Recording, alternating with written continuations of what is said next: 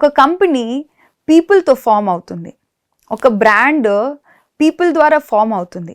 చాలామంది ఏమనుకుంటున్నారంటే అది ఓకే మనం పిఎస్ఎస్ఎం అని అంటే అదొక బ్రాండ్ కాదు, ఒక పిరమిడ్ మాస్టర్ పిఎస్ఎస్ఎంని ఫామ్ చేస్తారు. అట్లాగే ఒక కంపెనీ ఎవరైతే ఎంప్లాయీస్ దాని గురించి పని చేస్తారో ఆ employees from the value system of the company. ఆ బ్రాండ్కి ఏదైతే మనం బ్రాండ్ ప్రొజెక్ట్ చేస్తున్నామో టీవీలో యాడ్స్ రూపంలో, అదే వాళ్ళ ప్రోడక్ట్లో వాళ్ళ మనుషుల్లో అందరి మైండ్ సెట్ ఆ ఎనర్జీ సేమ్ ఉంటేనే ఆ ప్రోడక్ట్ లాంగ్ లాస్టింగ్ వెళ్ళగలుగుతుంది అని ఓపెన్గా నేను షేర్ చేస్తున్నాను. సో మీ ఎంప్లాయీస్ని మీరు ఎట్లా ట్రీట్ చేస్తారో, మీ హెచ్ఆర్ పాలసీస్ ఎట్లా ఉన్నాయో, మీరు ఎట్లాంటి మార్కెటింగ్ చేస్తున్నారో ఓపెన్గా చెప్పేశాను.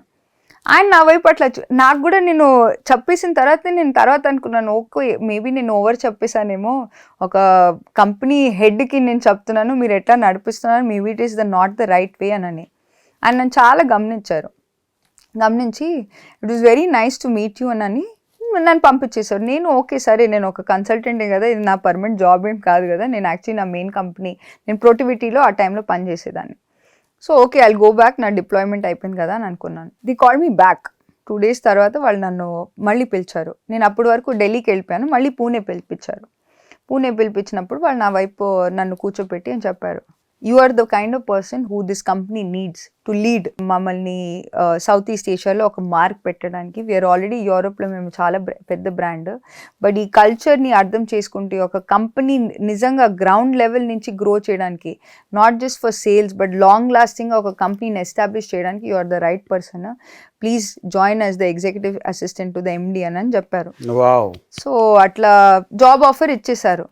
నేను వాళ్ళ వైపు చూస్తున్నాను, ఓకే సరే ఐ థాట్ లైట్లీ అని. దెన్ వాళ్ళు నెక్స్ట్ వాళ్ళు చెప్పారు నీ పే ప్యాకేజ్ ఎంత ఉంటుంది అని అంటే, వాళ్ళు మంచి పెద్దగా, నేను that time I was earning half of what వాళ్ళు సజెస్ట్ చేశారు. అంటే ఒకేసారి వాళ్ళు డబుల్ ఆఫర్ చేస్తారు, నువ్వు రావాలి, నువ్వు ఇమీడియట్గా షిఫ్ట్ అయిపోవాలి, పూణేకి షిఫ్ట్ అయిపోవాలని. ఇది నాకు 2013లో ఆఫర్ ఇచ్చారు. 2013 సంవత్సరం వాళ్ళు ఆఫర్ ఇచ్చి, this is you are the right candidate for this, first మీరు ఇండియాని లీడ్ చేయండి, దాని తర్వాత సౌత్ ఈస్ట్ ఏషియా, దాని తర్వాత మేము మా head quarters Torino and Italy పంపిస్తాము, అక్కడి నుంచి మీరు ఓవరాల్ లీడ్ చేయండి అని చెప్పారు.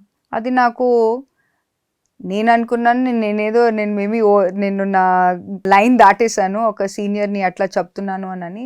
బట్ ఇవాళ నేను రియలైజ్ అవుతున్నాను, ఒక ఆర్గనైజేషన్ రియలీ దాని టీమ్ మెంబర్స్ మధ్యలో ఉన్న ఎనర్జీ, ఆ ప్రోడక్ట్ ఏదైతే మనం ప్రజెంట్ చేస్తున్నామో దాని క్వాలిటీ ఎంత ఇంపార్టెంటో, ఆ ఎనర్జీయే దాని సక్సెస్కి ఒక కారణం అని ఇప్పుడు నేను తెలుసుకుంటున్నాను.